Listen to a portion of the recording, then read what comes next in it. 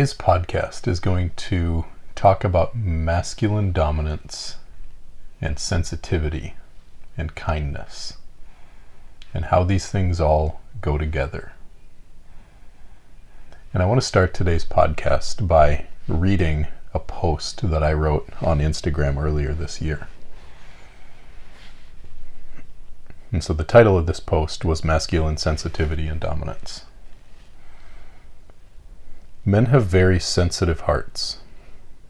When we open them and let down the walls, we feel the world around us very deeply. This deep sensitivity is why men have a tendency to numb themselves with substances and distractions, to shut down, to lash out in defensive projection, and to run and hide from emotional engagement. We never learned that our sensitivity is normal, or that it is an essential part of our strength. Because men are so infinitely receptive to the emotional experience of the world, it feels vulnerable to open our hearts.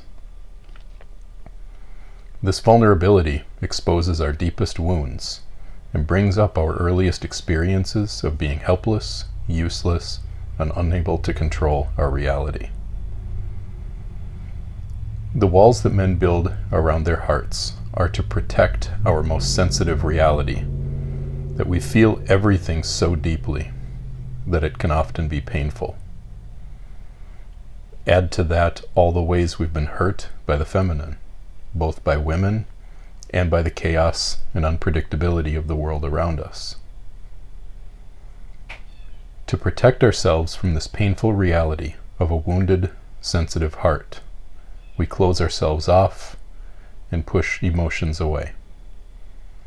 Reclaiming our receptive sensitivity is essential for a man who wants to feel strong and grounded in his dominance. A man can be strong and dominant, even authoritative and powerful, while still being deeply sensitive and attuned to the experiences of those around him. This combination of strength and sensitivity, in my experience, is what makes for the most impressive men. There is no man who is more dominant than the man who cannot be triggered. The man who can stand in any storm and not collapse, shut down, or run away. The man who can connect to and feel everything and hold all of it on his shoulders while continuing to lead with strength and live with purpose. Opening your heart as a man won't make you weak. It will require your greatest strength and give you the greatest rewards. That was a great post. I wanted to start with that because this podcast was actually requested by one of our followers based on that post. And there's so much there for us to go deeper into that I thought it was a great idea to really dive into this topic. So, I guess to start with, the thing that I've always known about myself is that I am a very sensitive person. Yes, I wouldn't have put that word to it because I wasn't really aware of it, but it was something that I noticed about you from the very, very start that felt different than the men I had previously encountered in my life. And that gets at a really important point right to start, is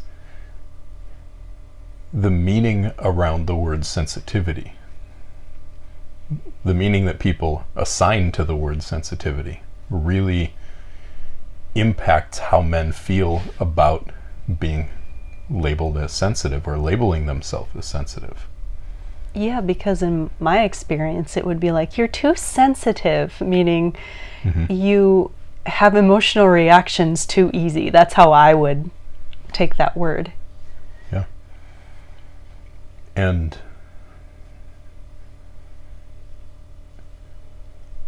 men are built, I believe that men are built this way. When we talk about polarity meaning like the energy of love that moves inside of us and between people in any relationship,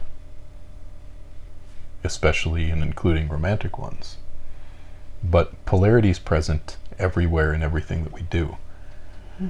And masculine beings are built to penetrate the world, to go out and make an impact in the world around them, to see truth and to shape the world according to what they see as right. And the balance to that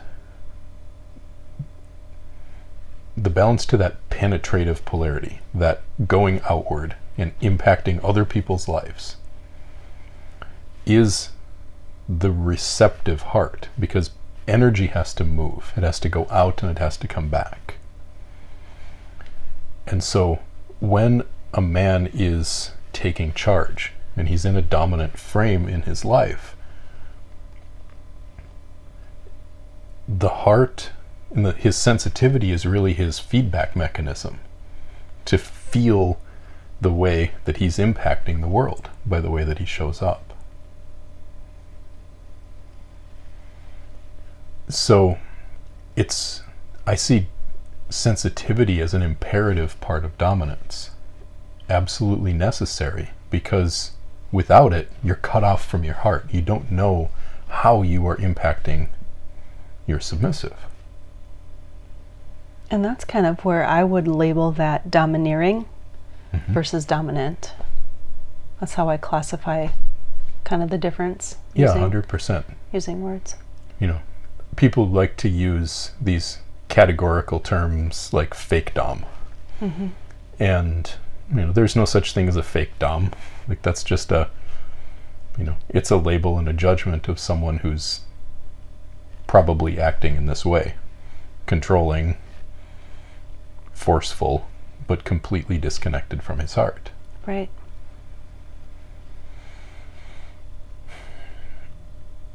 So the meaning around the word sensitivity is a really important thing to start, and I'm glad you brought that up, because you wouldn't have labeled it as sensitive, but I always felt like, well, music.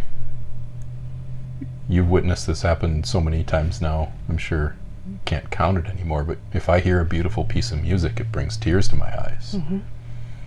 When a really deep truth is being spoken by someone else or by myself, it brings tears to my eyes. Like, I feel the impact of deep truth,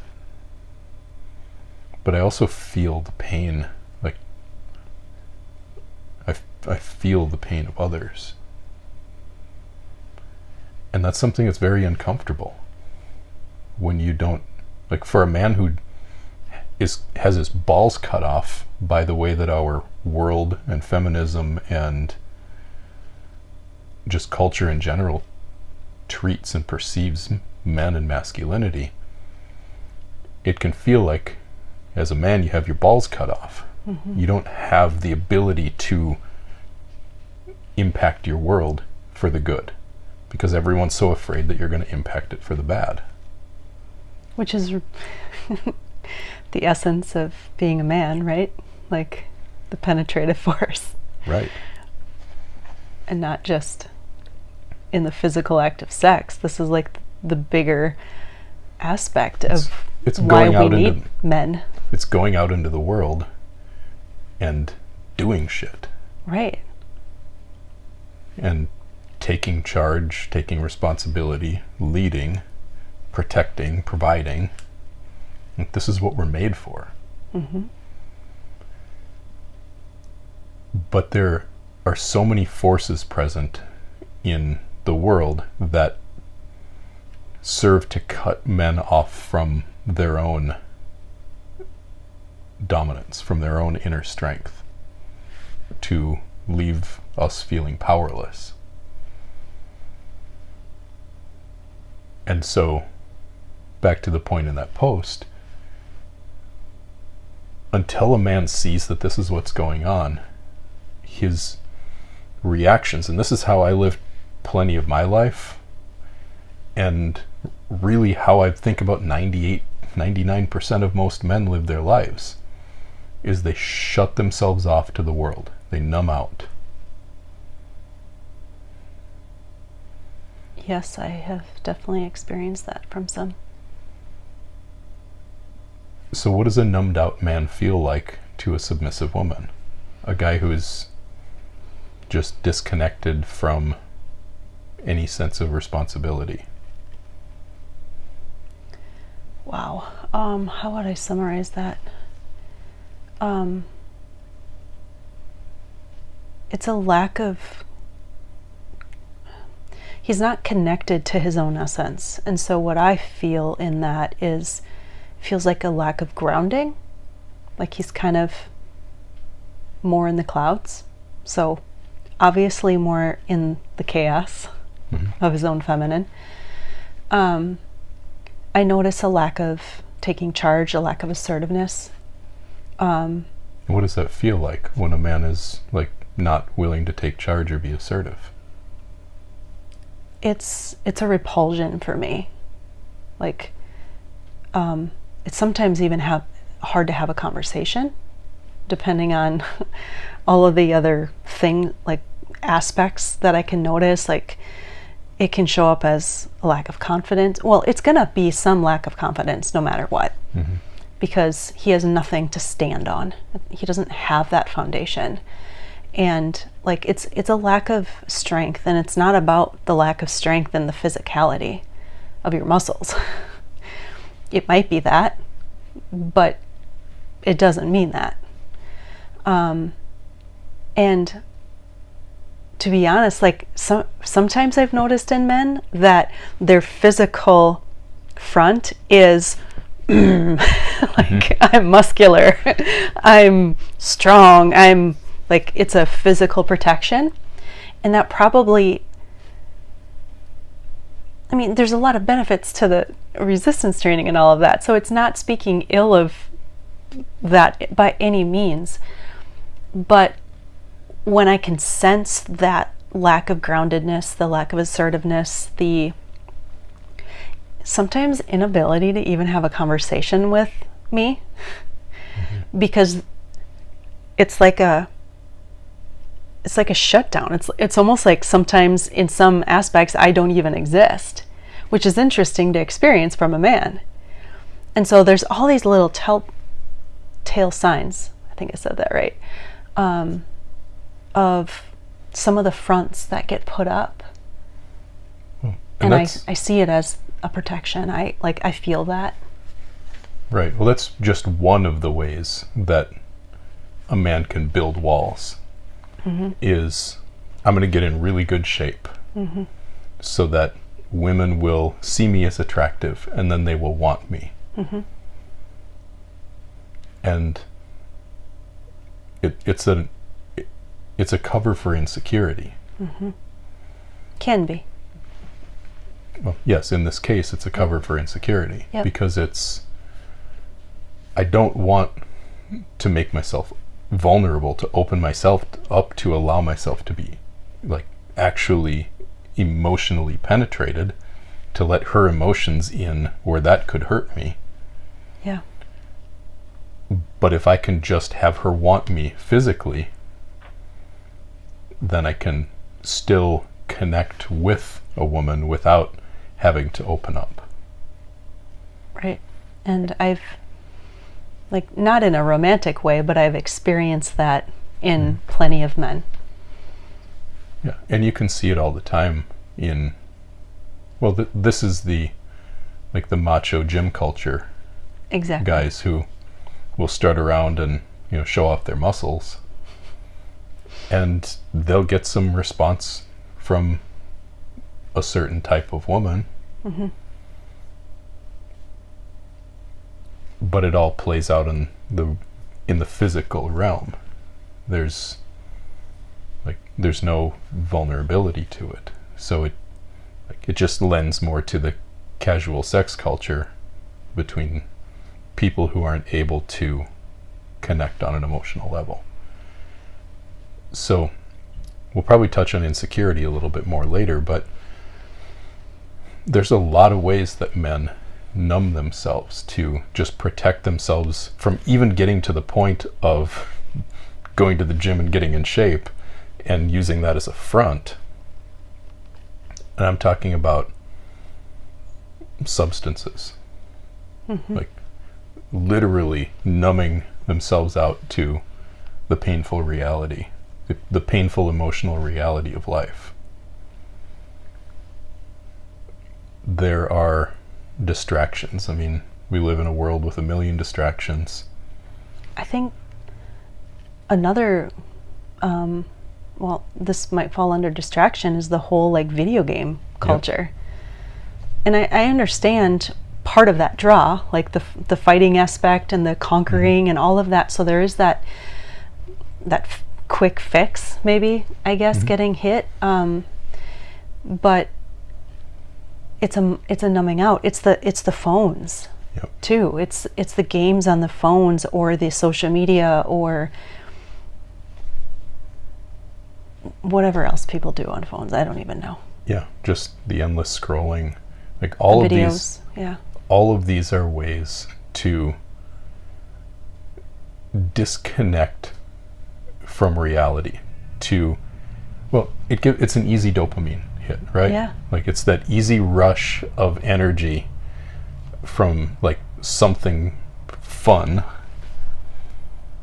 that maybe makes you laugh or teaches you a little bit of something, or like in a video game gives you a little bit of that rush of conquering something or winning. But it's all a numbing to reality. It is. And so like the other thing is like the TV, right? The Netflix, the watching. And recently a guy said to me something about like, I like to watch, whatever he said, XYZ, because it's a way to disconnect from my mind. And I was like, whoa, like I felt that. I felt that in my body in response to like someone falling for that, like I need to numb myself out. And I'm aware of it and I'm still choosing to do it. That tells me something. And unfortunately, it's such an accepted thing.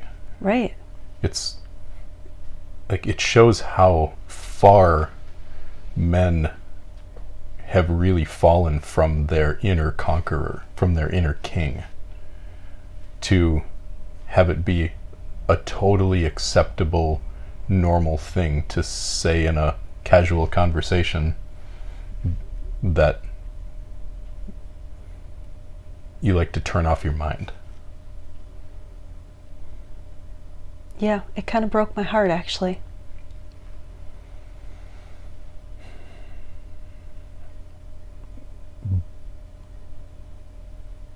But men do this because, like, they can't handle all of what's going on around them because they are such sensitive beings. Right. And there is a deeply felt sense that men have that I think most men don't even realize that is real for them, that it's dangerous to open up emotionally. Absolutely. I mean, that goes back to childhood. I can't tell you how many times I've heard, even from men and women, how their emotions weren't accepted as a child. As if the child is not supposed to feel anything. And so if that's the sort of message that you get over and over and over, what are you going to do with that? You don't have, as a young boy, you don't have the emotional awareness to recognize the way that you're being hurt at such a deep level. Like when you're like when something happens and it like makes a boy cry, and he's told don't cry, or knock it off, or you're too sensitive, like not only is he being scolded for his natural energetic reaction, he's building a wall because it hurt him to experience that, and then he was told it was bad that he did, and walls go up. I remember that experience on the lake late this summer. You heard another family on a boat nearby, and the little boy starts crying, and the mom didn't handle it well. Yeah. Both like the mom and the dad just berated the poor kid, and he started bawling, and then they picked him up by the arm and drug him off of the water into the boat by one arm, and he's crying even harder.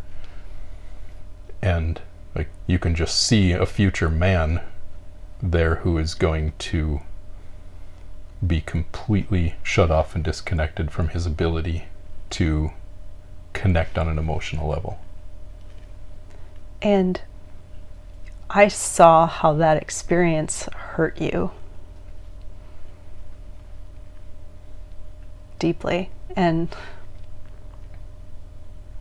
if I keep talking about it, I'm gonna cry. Yeah. And the really sad thing about that experience was there are a good portion of parents who would think that that's really good parenting. Like they're really trying to whip that kid in shape and help him be strong in a hard and challenging world. Right. The statement that comes to my mind is, sticks and stones may break my bones, but words can never hurt me.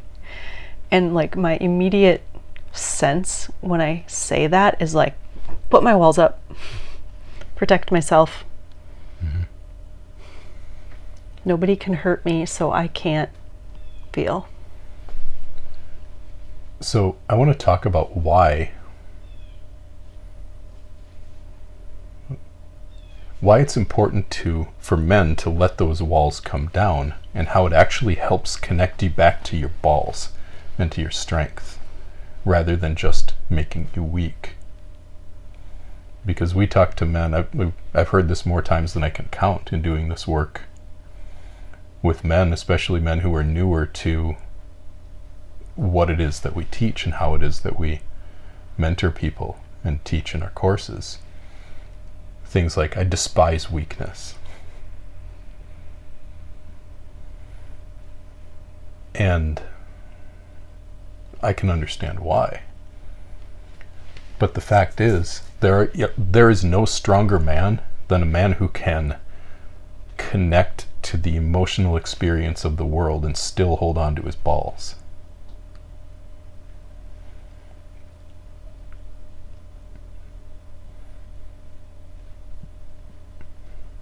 Being open in your heart as a man, first of all, means doing the work, and I'll talk about that phrase for men in a minute, but doing the work to heal those wounds and the ways that you were hurt in the past by women, the ways that chaotic situations scared the shit out of you and made you feel not okay in your childhood, in your early years, the ways that your first girlfriends hurt you, cheated on you, left you, whatever it was, those really heavy-duty emotional experiences, especially related to romantic partners, early romantic partners, and mom.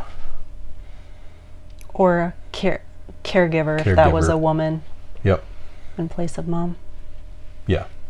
I guess that can be daycare providers, it can be teachers, it can be a lot of different, but especially the ways that you were hurt by women, doing the work to heal those wounds, to let go of the ways that you absorbed pain and held on to it in those experiences. Number one, it's going to suck. It's maybe the hardest thing that a guy will ever do, because it's feels dangerous at the level of your soul to let go of those things. Because the way that you responded to them, the way that you decided to protect yourself, is what kept you from feeling that pain again. Yeah, it was creating that safety in the world. Mm-hmm. But doing that, being able to let go of those things, does not make you weak. It makes you stronger. Because now you're not going to have to walk around avoiding pain with every moment of your life. You're not going to have to walk around trying to stay numbed out and to push people away and to put up false fronts of insecurity, because you don't have to have the insecurity. You don't need the false fronts. You don't need to carry that pain. And this doesn't just mean that you're opened up to now all sorts of really painful things to start pouring into you, and really bad things starting to happen, like letting women treat you poorly. That's not what this is about. Letting go of those past pains allows you to actually connect to women for real. How would you describe the difference that you felt maybe early in our years together versus after you went through some of the healing these things for yourself? Well, the thing is, early in our years together, when I was relatively unconscious to this stuff, I didn't know what I was going through. I didn't understand that I was just avoiding pain, that I was just pushing you away, that I was numbing myself out by overeating and getting fat, that I was just riddled with insecurity. I didn't know it. Right. I thought you were the problem. Right, exactly. And so the difference is... Even though I was part of the problem.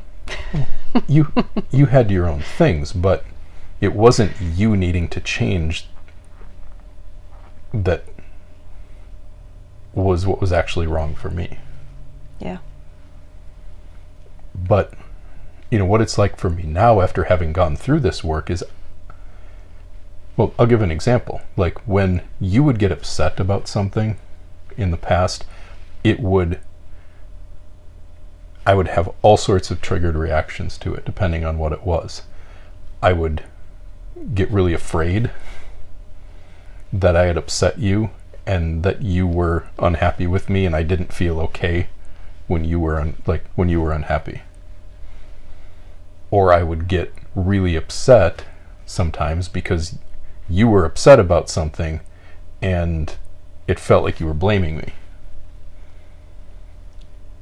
And so, there are more, but I'll stick with those couple of things where, like, those are the ways that I made my own problems about you, and then I made your problems about me. Right. Like, when you weren't happy, it had to be because I did something wrong, which are all patterns that map all the way back to my childhood. Yeah. And then those kind of things show up in actual weakness, which is like fear of speaking up for my needs, mm-hmm. of saying what I want, mm-hmm. or of asking you to do something for me. Because at that point, I'm just terrified of upsetting you. And so I don't want to ask you for anything. I certainly don't want to have any sort of authority and tell you what to do. But I also need to, I'm trying to control how you feel so that your feelings don't hurt me because of my sensitivity. I think it's because, you're always mad at me But it's really my own sensitivity that is, and the walls that I've built to protect it, that are the problem there.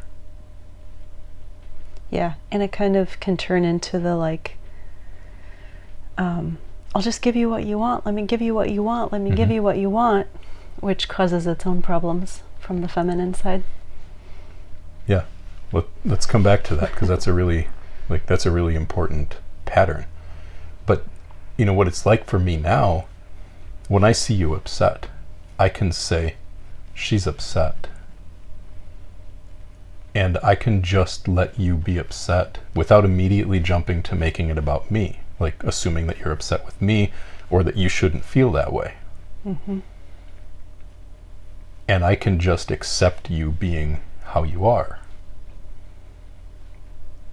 And so what's the difference for you there in being upset and having me make it about myself versus having it be okay for you to be upset about something? Oh my gosh, night and day difference. Like, because it turns into this, like, when we were living unconsciously, which I don't even remember all about that, but I'll call it unaware emotionally, that you might do something and I get upset because of my own story about what you did. You're making your story about me. And so now it's like this, maybe this chase, you know, this where the attachment styles come into play, which we don't need to get into, but just like the avoidance, or like I would shut down. And so then you would come to me and be like, talk to me. And I was like, no, I can't speak up because now I'm going to hurt your feelings even more. And it was just cycles like that, right? But the beautiful thing is somehow we always worked through it, because you didn't let me just shut down. Now, knowing that whatever I'm feeling, that I can bring it to you, even if it's in response to something, even if it's you say we're doing this and I'm like fearful of something, which, like, not physically fearful, but like obviously attached to the ego, like I can bring you all of that. And when you can receive me in all of that, it has been incredibly healing. Mm-hmm.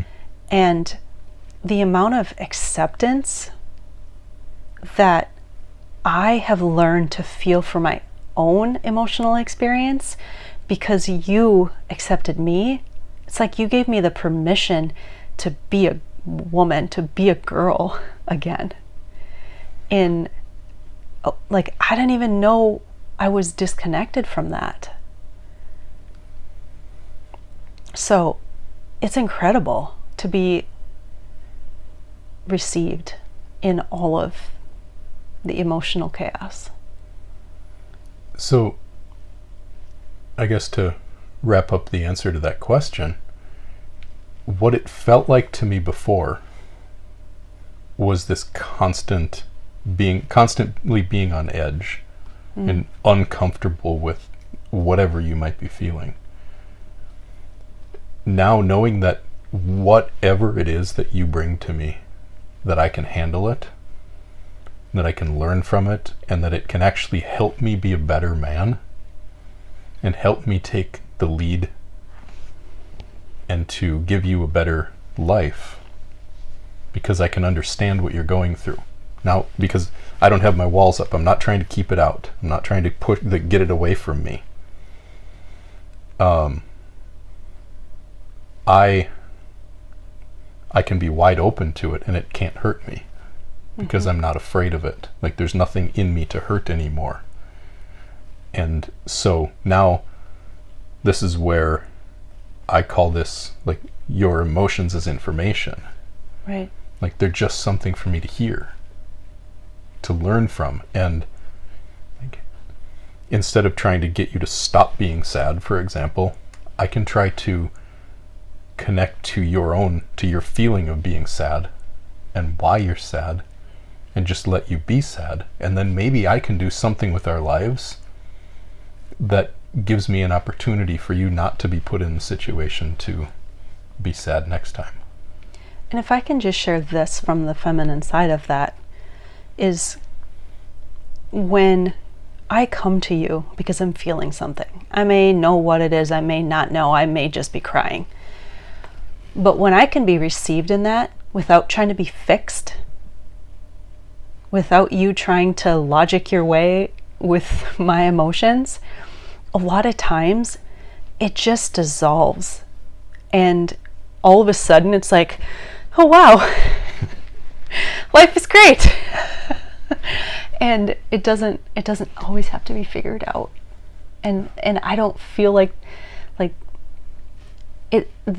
feeling like there's something wrong with you because you're in emotional chaos as a woman, when you don't understand, like, this is part of our experience. Like, all that just being received in it is incredibly helpful. And from my side of like feeling you, experiencing you deepen into your own capacity to hold that for me, like literally just brought out an unraveling of things that I had held on to my whole life that I didn't even know was there. So your strength in that is what has made a like deep impact in who I am today. And that is a profound sense of inner strength that I get to carry with me now, because nothing that you or anyone else does has the power to take me apart on the inside. Like, I say words to men like become untriggerable, or another way I've said this before that makes people laugh is untake apartable.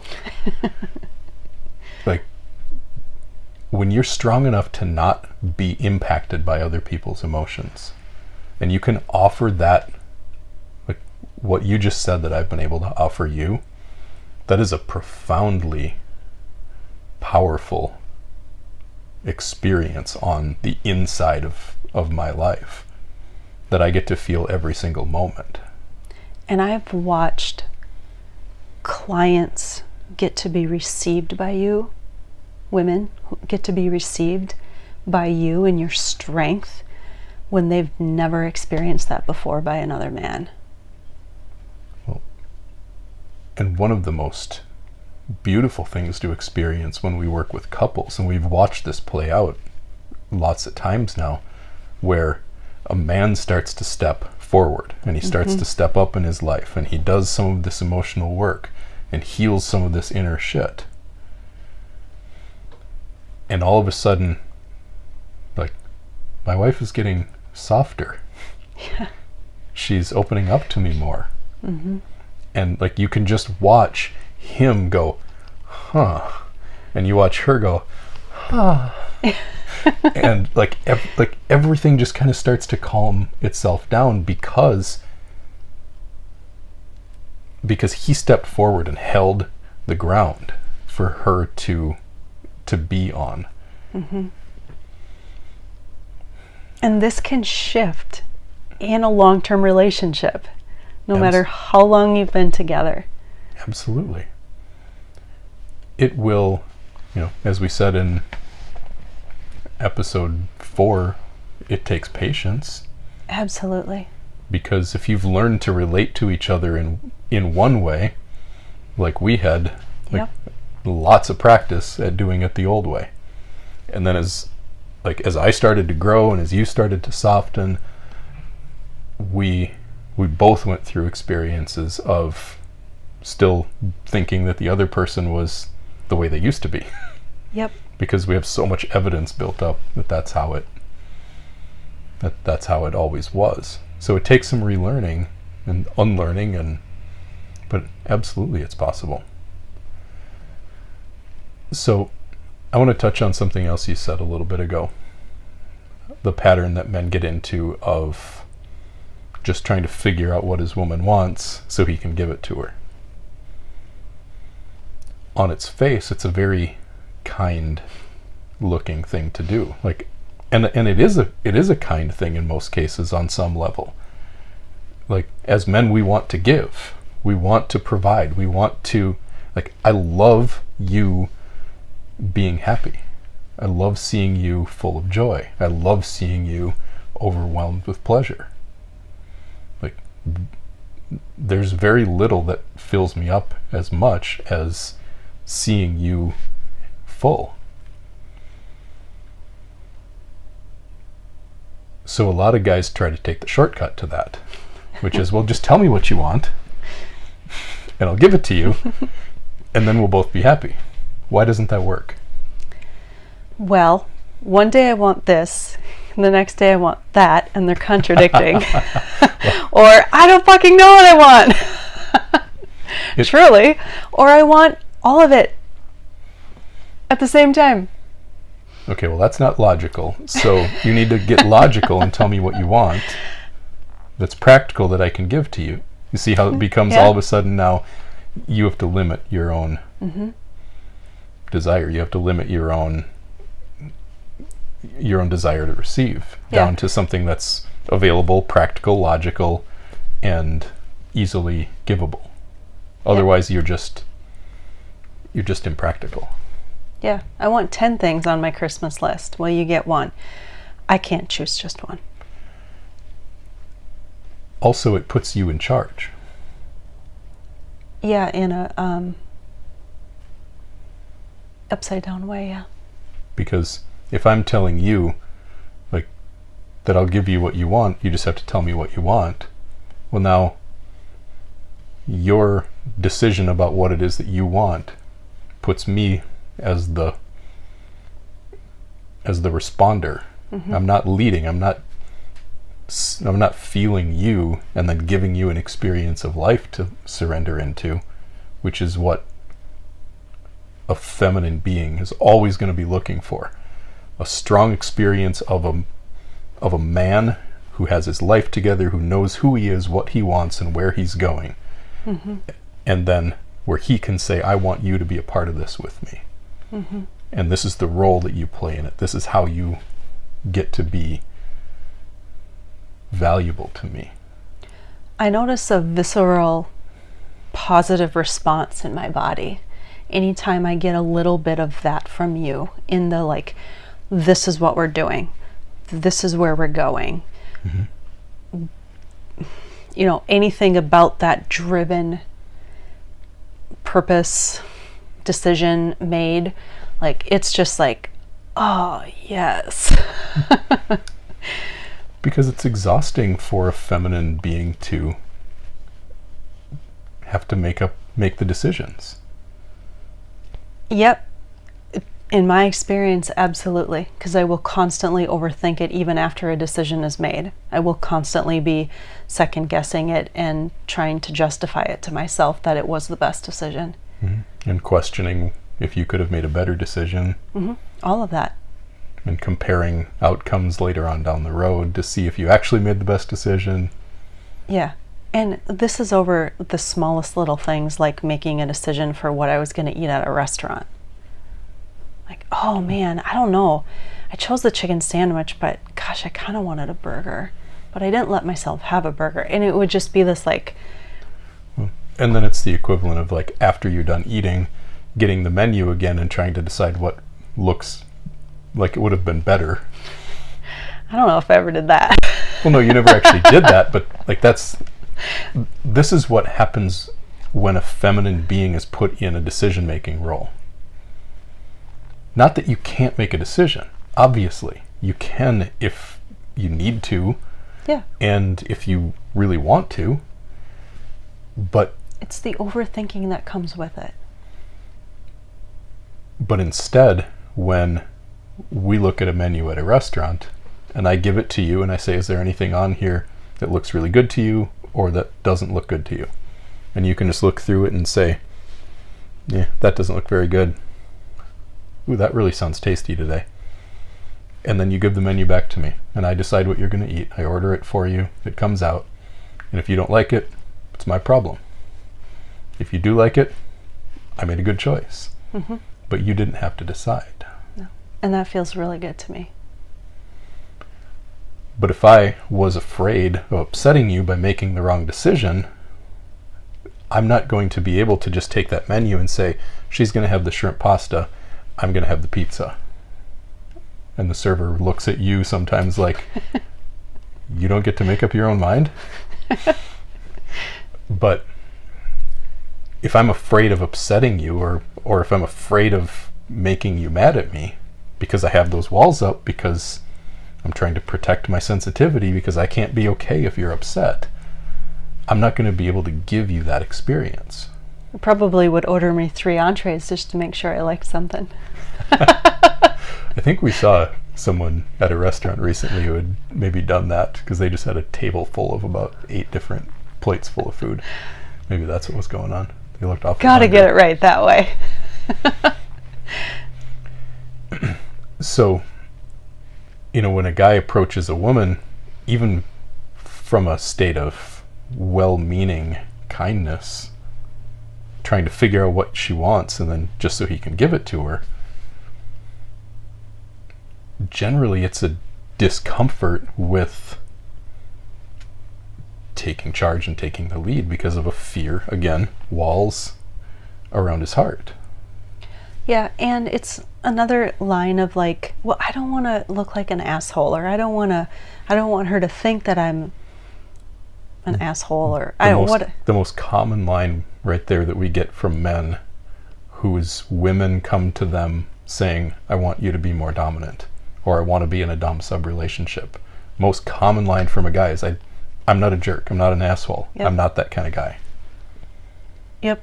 And all that is a misperception, for one, of what being a dominant truly means, but also then your own lack of comfortability in certain areas of what that might mean for you, and that's going to be a personal journey. Right. Well, in a lot of cases, it's, I talked before about how culture looks at and treats men. Right.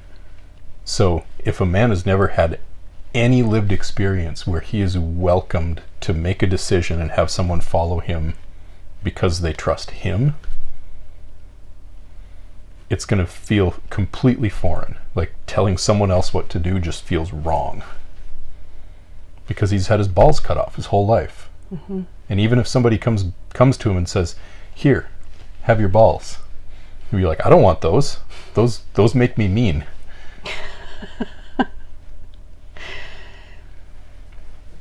But he's perceiving assertiveness as being an asshole. Right. Because I can take, like in this relationship, as a 24/7 dominant submissive relationship, I can make decisions about our entire lives and future. And I know that I have your 100% trust to follow me wherever it is I decide to lead us. And I'm not talking about picking something off of a menu here. I'm talking about like changing our entire life's direction and path. Right. And I have 100% certainty that you would be right beside me. Mm-hmm. No question. I have no question in my system that you'd be right there. There's those tears, like truth. No question that you'd be right there. But the only way that I know that you would be right there, that I could tell you we are moving to Greece and I'm going to become a belly dancer and we're going to live in an underground bunker. Wow. And I know you would be right there with me. You'd be right there beside me. Yep. Because, and I can be that authoritative. I'm not asking you, I'm telling you. Because I know that you know that I've got you.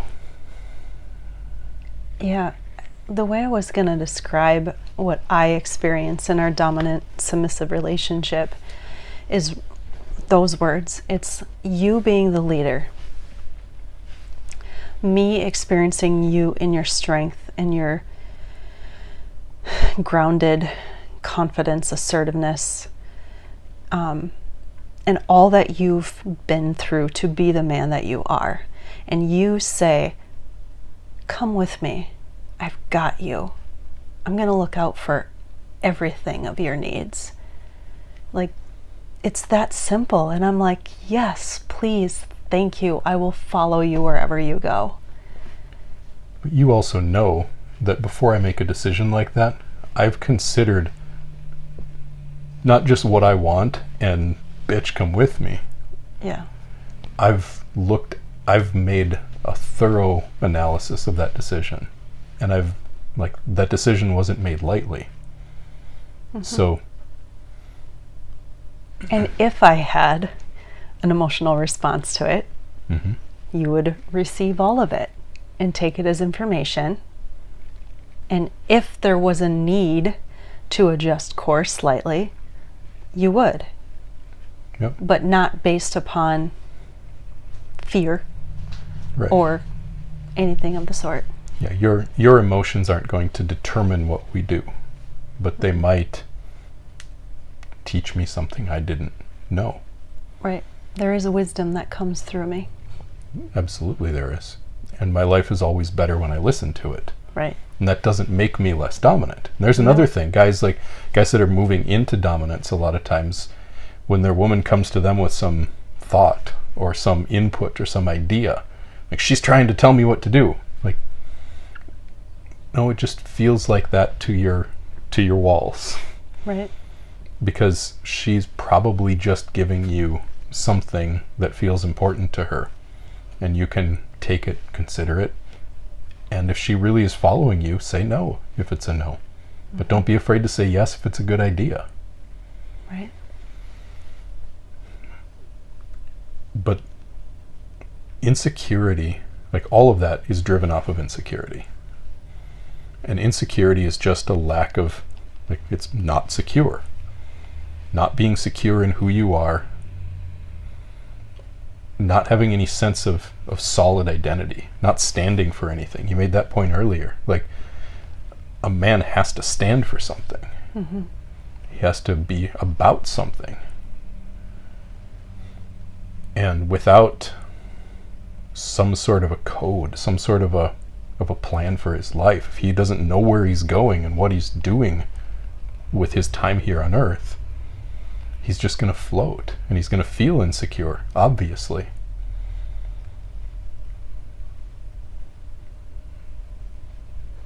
But the way out of insecurity isn't putting up a stronger front or being more forceful or being more controlling or domineering or locking down or and clamping down on reality. It's really opening up and being able to listen and feel what others are feeling, because that's where the meat is of the real energy of the universe, is in the emotions of others around you. So, if you're someone listening to this, if you're a man listening to this, and something in this calls to you, and it seems like there's something here for you, I challenge you to look inward, to look at yourself, and to just be attentive for a little while to those little things that hurt you when you were young. Look back and bring a little bit of your awareness to those painful experiences you went through, and the ways that you react to those now, the ways that you put walls up, the ways you keep things away, the ways that you numb yourself out. Like, get real with yourself. And know that confronting those things, dealing with them, whether you need to get into some therapy, whether you need to get into some meditation, whether you need to connect with some other strong men who can help lead you forward and give you examples. You know, I have a men's group called The Kingdom that is all about this. This is what we do, is work through this stuff together. And I challenge you to listen to that little calling inside of yourself, because it is profoundly healing to confront these things and to get through them so you can feel strong. Not just act strong or look strong, but actually feel strong, because you have healed the things inside of you that allow yourself to be hurt. You can become untriggerable. You can become unfuckwithable. Not by putting up fronts, but by really doing the emotional work that it takes. And if there's one message that anyone takes away from this, it's that connecting emotionally and connecting to your sensitivity as a man does not make you weak. It's not weakness, it's strength. And so I appreciate everyone who listened all the way to the end of this episode. And know that this is what we do. We're here for you. If you need someone to work with, someone to reach out to, if you want to connect to really, truly, deeply embodied strength, this is what infinite devotion is all about. And it's what my work with men is all about, is bringing men home to their strength so that they can offer that to women in a way that sets them free. So, thank you for listening.